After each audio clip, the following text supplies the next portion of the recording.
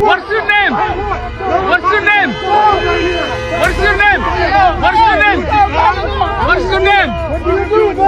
What's your name? What's your name? The city of Minneapolis, long known for its vibrant cultural tapestry and progressive social safety nets, has recently become the epicenter of what federal authorities are now characterizing as the most significant and brazen welfare fraud operation in the history of the United States. This is not merely a story of petty theft or bureaucratic mismanagement. It is a sprawling saga of systemic exploitation that reaches into the corridors of power in both St. Paul and Washington, D.C.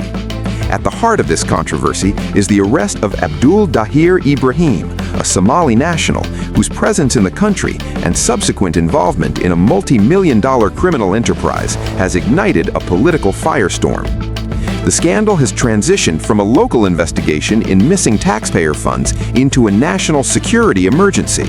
It involves the Department of Homeland Security, DHS, Immigration and Customs Enforcement, ICE, the U.S. Treasury, and the FBI, all of whom are currently picking through the debris of a billion-dollar black hole. The central question that remains unanswered is whether Minnesota's political leadership was genuinely blind to the theft, or if they actively shielded the perpetrators to maintain their political base. Let's break it down.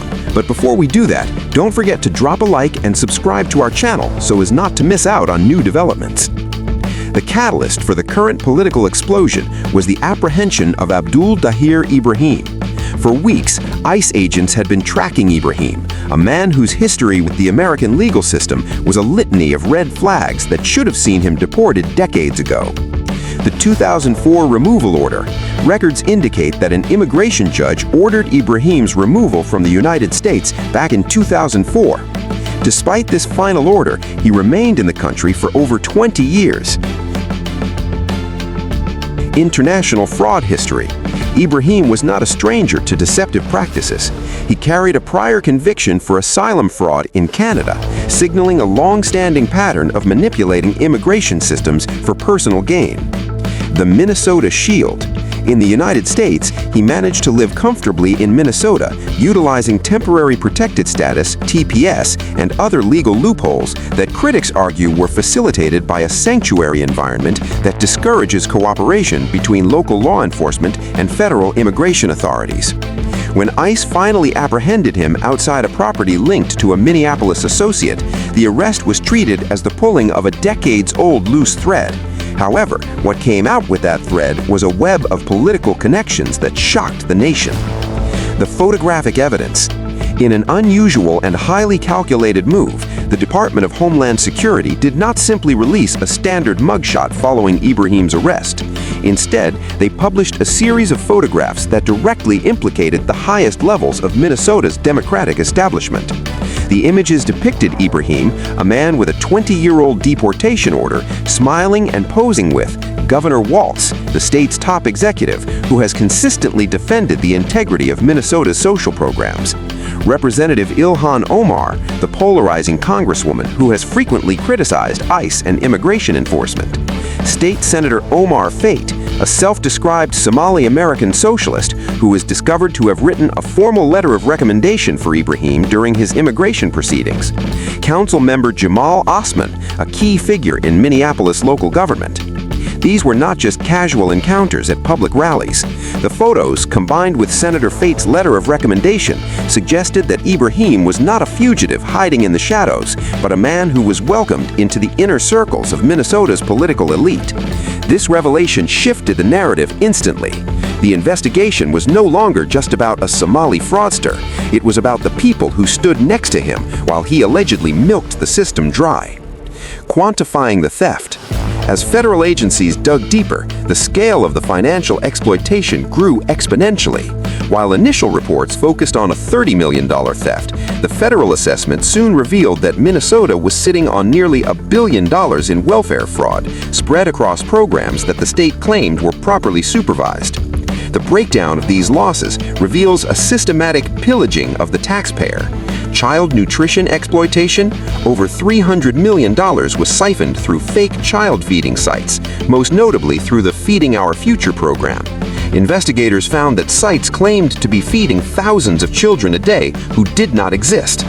The autism therapy surge, a staggering $220 million in claims, was tied to autism therapy.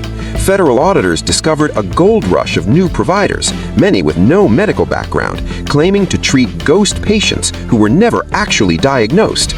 The housing assistance balloon, one program designed to provide housing stabilization assistance for vulnerable patients, ballooned from a projected cost of $2.6 million to a shocking $104 million in just 4 years.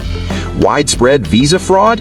Leaked DHS briefings indicated that 50% of the visa programs in Minnesota showed indicators of fraud, suggesting that the very system used to bring people into the country was being weaponized for financial gain.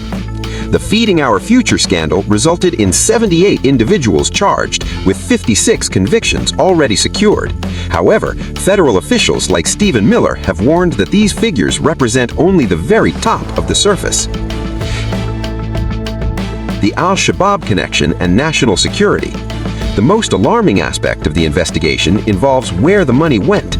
Federal analysts are currently tracing tens of millions of dollars that were routed through unregulated money transfer networks known as hawalas, which operate outside the traditional regulated banking system.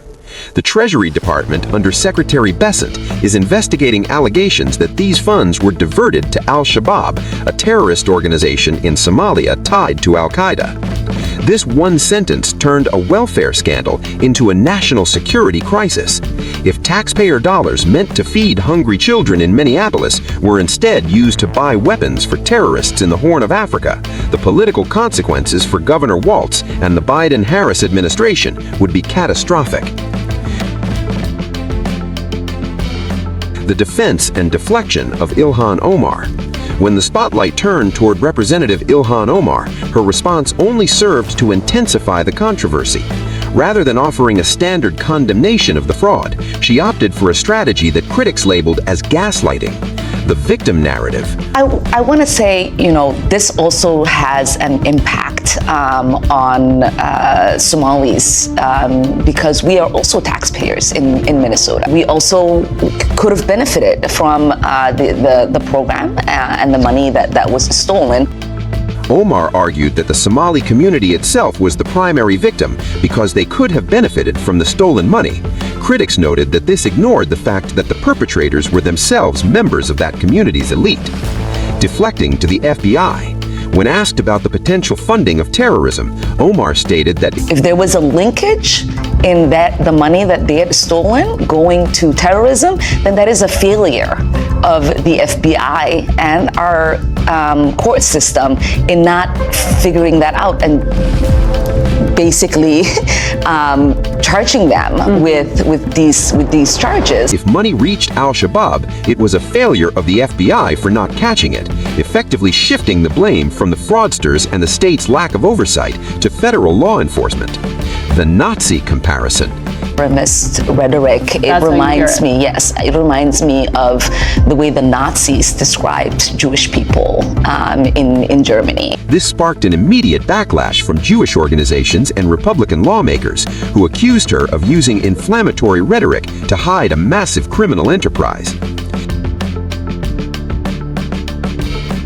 The systemic rot. Why did this happen?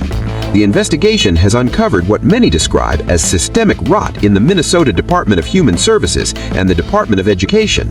Dr. Mehmet Oz, acting as a national administrator for Medicare and Medicaid, explicitly accused Minnesota's leadership of looking the other way to avoid political backlash. The fear of Islamophobia.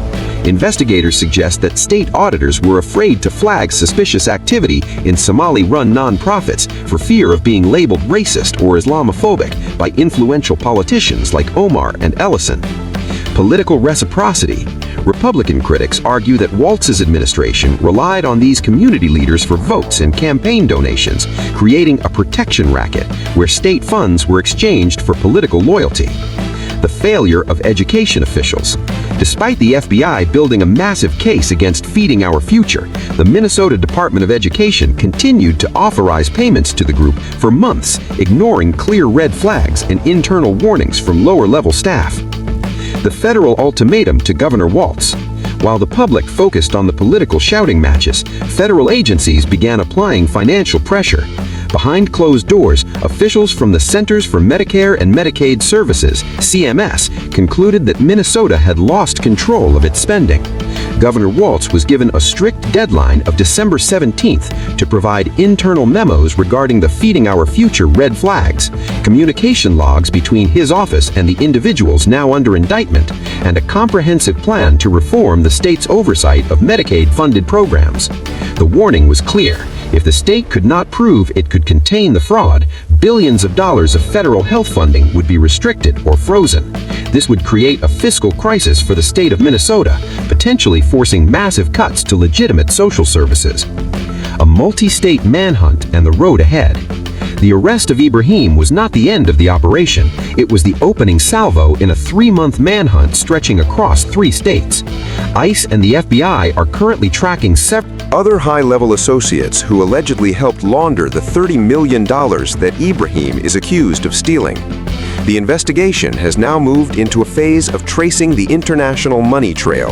Analysts are looking at wire transfers to the Middle East and East Africa, attempting to map out the unregulated money channels that allowed such a massive amount of cash to vanish. As the 2026 election cycle approaches, the Minnesota frog machine remains a central pillar of the national political debate. For the right, it is proof of the dangers of unchecked illegal immigration and sanctuary politics. For the left, it is a localized criminal matter that is being weaponized to attack minority communities. Regardless of the political interpretation, the facts remain staggering. A man with a 20-year-old removal order was able to live at the center of a billion-dollar theft while being championed by the state's most powerful politicians. As the Treasury Department continues its probe, the country waits to see if Minnesota was just the first domino to fall and how deep the rot truly goes.